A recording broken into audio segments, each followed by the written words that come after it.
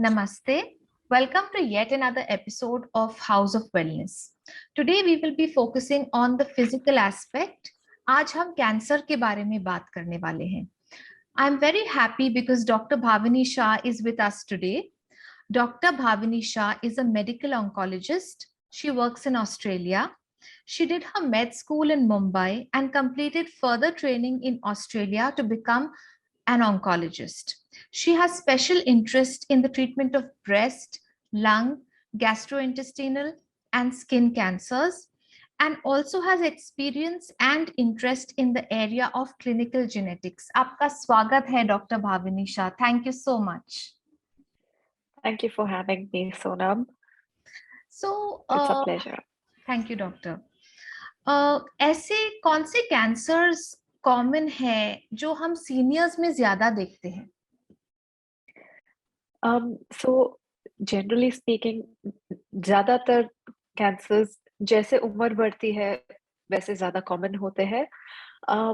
जो कम्युनिटी में सबसे ज्यादा कॉमन कैंसर्स है वो है breast cancer, bowel cancer, prostate cancer, lung cancer, as well as India में throat cancer, tobacco related cancers, head and neck cancers जो बोलते हैं हम, जो मुंह में टोबैको चबाने से या थ्रोट में होते हैं. And head and neck cancers के का दूसरा कारण इंडिया में ऑल्सो इज वायरल इन्फेक्शन, जिसकी वजह से वो कैंसर ज्यादा मात्रा में हो सकता है. सो ये सभी कैंसर्स हर देश में ज्यादातर है. कुछ देशों में स्मोकिंग ज्यादा होती है और लंग कैंसर ज्यादा होता है, पर मेजॉरिटी ऑफ कंट्रीज में ब्रेस्ट कैंसर, बाल कैंसर, प्रोस्टेट कैंसर और लंग कैंसर, इन चारों कैंसर्स के लोग ज्यादा प्रमाण में होते हैं. ओके. एक और एस्पेक्ट है स्क्रीनिंग का, डायग्नोसिस का. तो अगर कोई सिम्टम्स नहीं है तो फिर क्या स्क्रीनिंग करना चाहिए और उसका ड्यूरेशन क्या होना चाहिए? ठीक है, तो इस सवाल का जवाब मैं किश्तों में देना चाहूंगी. तो स्क्रीनिंग है क्या? सो स्क्रीनिंग मतलब कि आप कोई ऐसी जांच कर सकते हैं जिससे आप कैंसर को जल्दी पकड़ सकते हैं और उसको क्योर कर सकते हैं. इसका मतलब कि वो कैंसर ऐसा होना चाहिए जो हम जल्दी पकड़ने के बाद उसकी ट्रीटमेंट अगर तुरंत कर दे तो वो क्योर हो जाए और वो पर्सन कैंसर फ्री रह सके.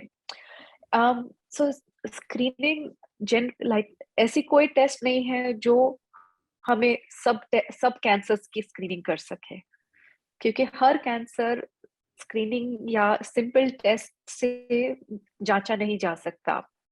और स्क्रीनिंग करे, अगर सपोज कोई कोई कैंसर्स होते हैं, उसके लिए अगर हम कोई साधारण टेस्ट करें या कोई कॉम्प्लिकेटेड टेस्ट भी करे, वो शायद हमें वो कैंसर की जांच जल्दी ना करने में हेल्प ना कर सके और उसका क्योर भी नहीं हो सकता है काफी बार.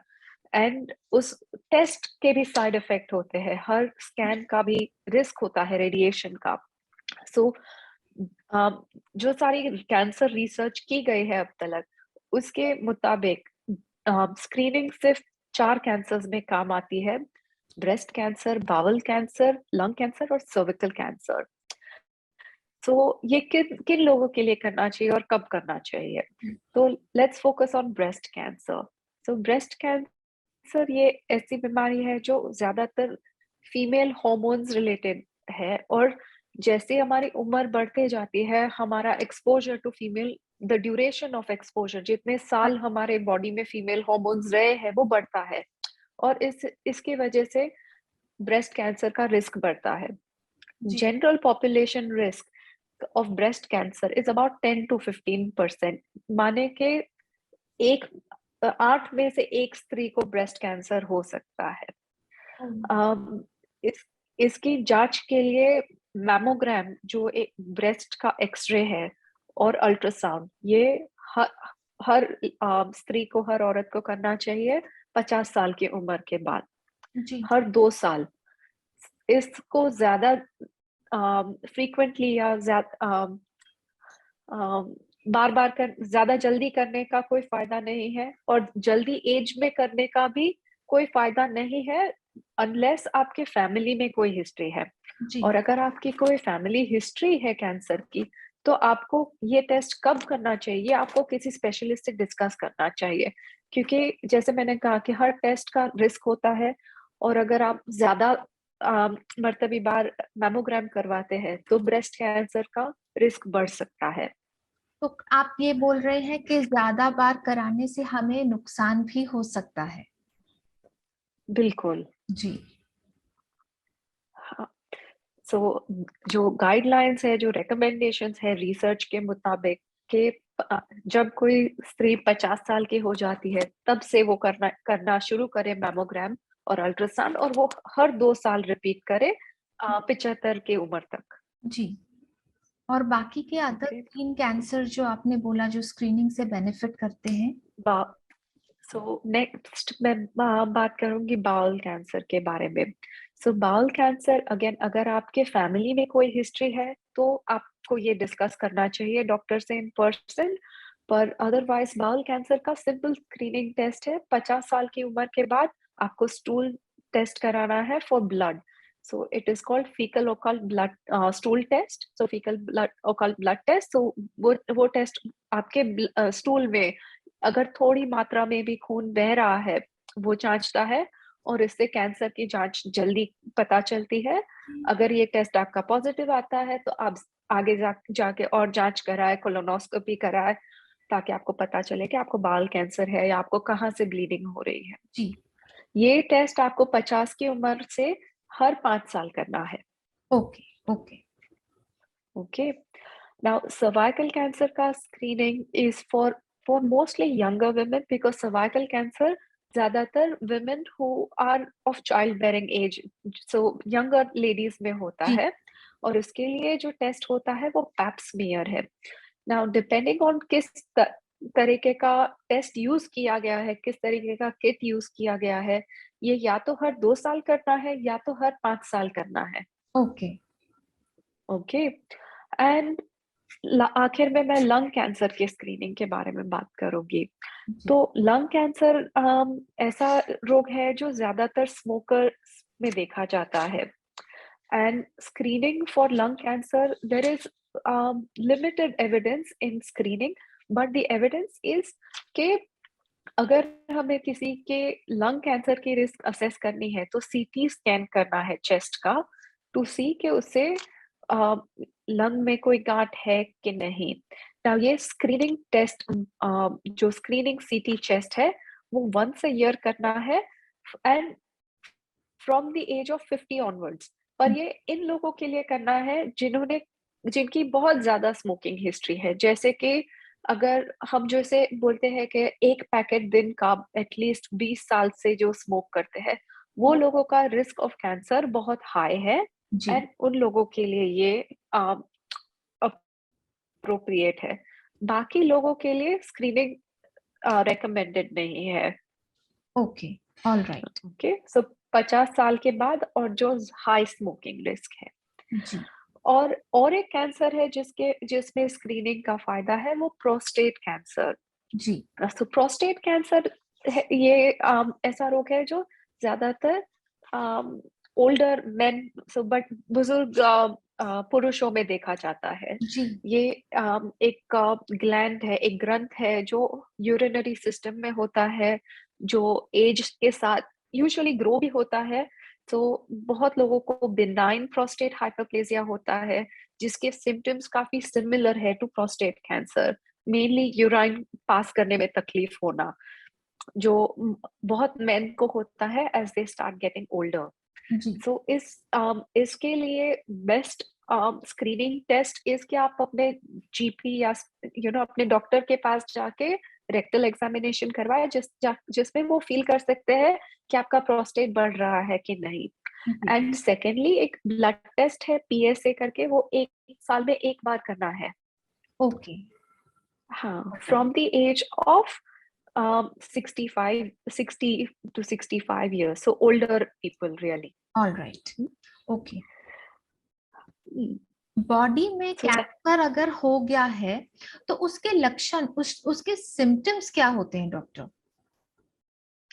अगर बहुत ही स्क्रीनिंग नहीं कराया वेरिएबल होते हैं। तो फिर ऐसे कुछ हाँ, रेड फ्लैग्स जो आप हमें बता सके। तो आप किसी को भी अगर गांठ फील होती है अपनी बॉडी में, ब्रेस्ट में, अगर वुमेन जब सेल्फ एग्जामिनेशन करते हैं ब्रेस्ट का, तो अगर कोई गांठ फील होती है, another thing I forgot to mention in the screening for breast cancer, women can self breast examination, and they should do self breast examination once a month always for okay their life. Okay Yeah. So if you're not sure, you can ask your doctor to show you how to do this. But self breast examination is very easy to do. You can do it when you're in shower, once a month, every month. Okay And it's a simple way to pick up breast cancer very in early, in absence of screening. Alright okay Yeah. So going back to symptoms of cancer. So अगर कभी मांग या lump feel होता है गर्दन में या कहीं पे भी बॉडी के किसी भी पार्ट में, अगर कुछ गांठ जैसा फील होता है, जैसे कि अनएक्सप्लेन वेट लॉस, जब आप वजन कम नहीं करना चाहते पर आपका वजन कम हो जा रहा है, आपके खाने की कोई हैबिट्स चेंज नहीं हुई है, आप ज्यादा एक्सरसाइज नहीं कर रहे हो पर आपका वजन कम होते जा रहा है, जी अगर आपको कहीं पे भी ब्लीडिंग हो रही है अनएक्सप्लेन्ड, कि आपको नाक में से खून निकल रहा है, या स्टूल में खून जा रहा है, या ओके यूराइन में खून जा रहा है, आपको कहीं दर्द हो रहा है जो आपको कोई सिंपल पेन किलर लो उसके बाद मिट नहीं जाता, और वो कंटिन्यू हो रहा है, एक दो दिन नहीं पर 2-3 हफ्तों से आपको उस जगह पेन कंटिन्यू हो रहा है, अम, आपको बुखार आ रहा है, पर आपको कोई इन्फेक्शन के दूसरे कोई लक्षण नहीं है, जैसे कि अम, आपको भूख नहीं लगती, टेस्ट चेंज हो रहा है, स्वॉलोइंग में अगर कोई डिफिकल्टी होती है,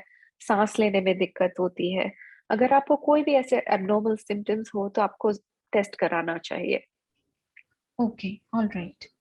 लाइफस्टाइल कैसे कैंसर को इन्फ्लुएंस करती है और हमें क्या चेंजेस करना चाहिए हमारी लाइफस्टाइल में? तो लाइफस्टाइल का सबसे ज्यादा इन्फ्लुएंस है कैंसर में, एंड बहुत मर्तबा लोग बोलते हैं कि कैंसर इतना सुनने में आता है और बहुत कॉमन हो गया है, एंड इसका सबसे ज्यादा श्रेय हमारी लाइफस्टाइल को जाता है, क्योंकि हमारी लाइफस्टाइल आज से 100 बरस पहले जैसे लोग रहते थे उससे काफी डिफरेंट है। और दूसरी बात ये है कि कैंसर अभी ज़्यादा कॉमनली इसलिए सुना जाता है कि टेस्ट ज़्यादा अच्छे हो गए हैं, हम कैंसर अच्छे से डायग्नोज़ कर सकते हैं।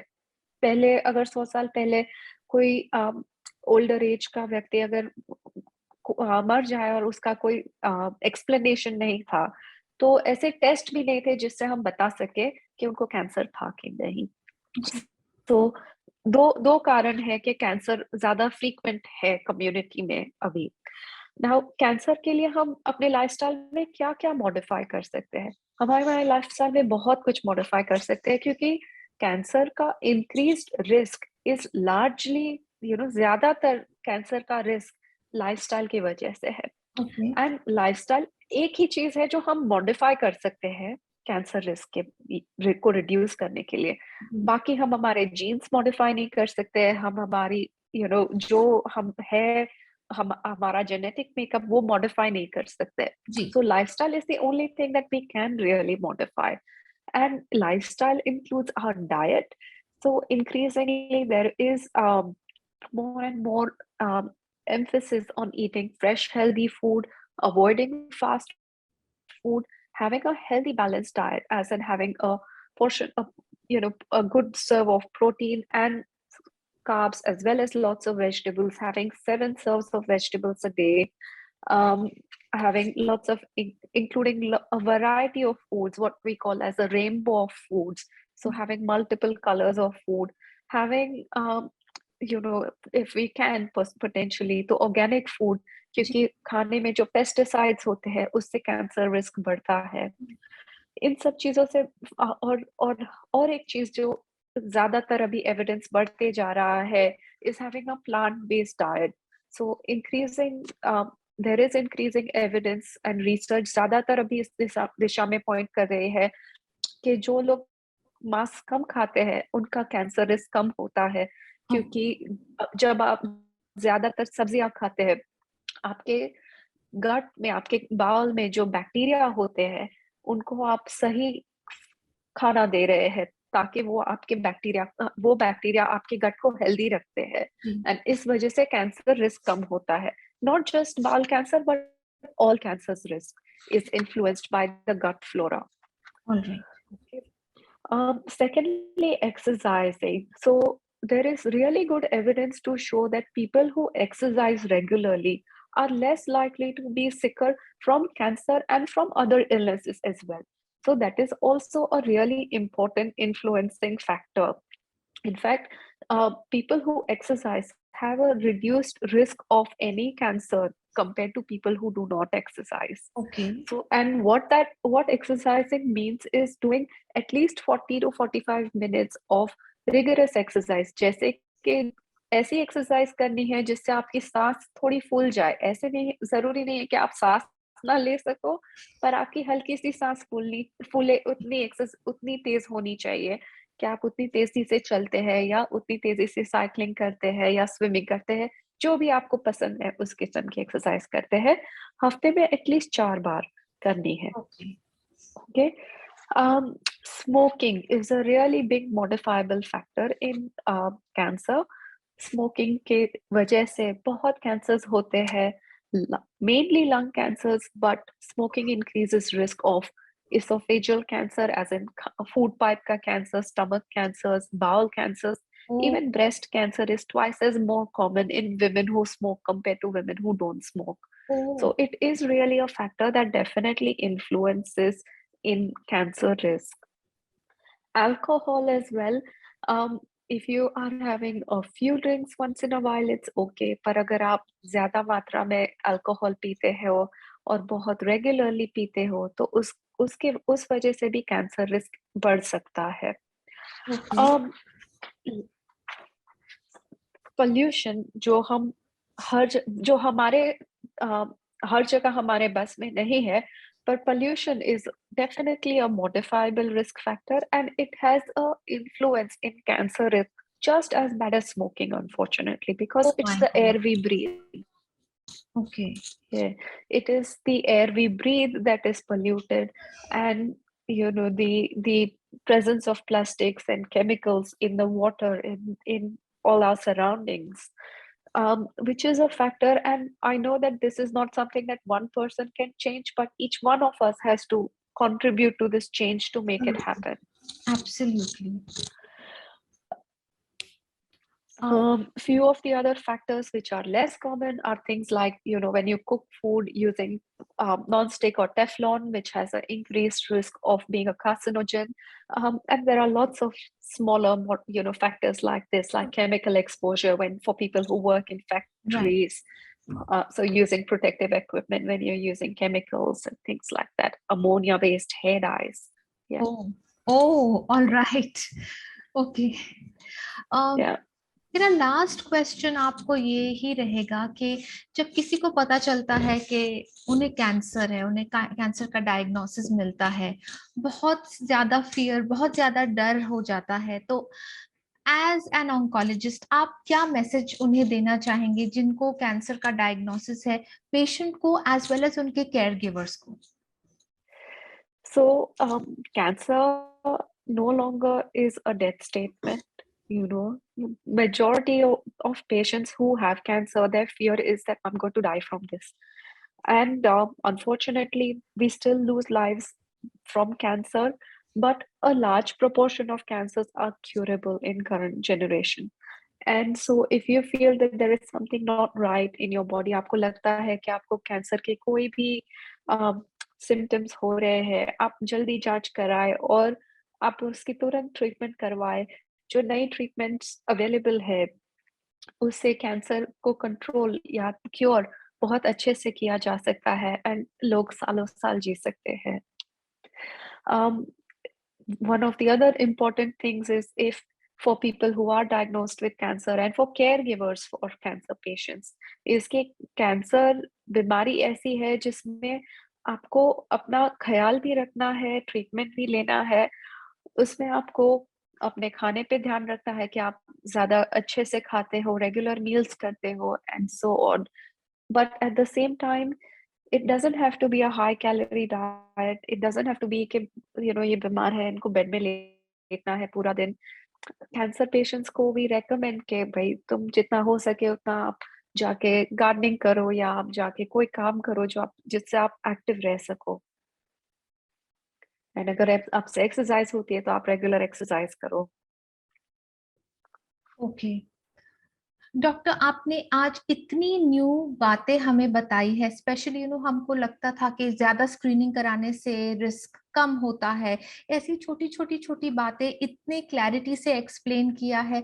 थैंक यू सो मच, आपकी टाइम और आपकी नॉलेज जो आपने हमारे साथ शेयर की है। Thank you so so so much doctor. You're very welcome, Sonam. You're very welcome, And and I'm very pleased to be able to help. and cheers to wellness. Thank you, doctor. Cheers to wellness.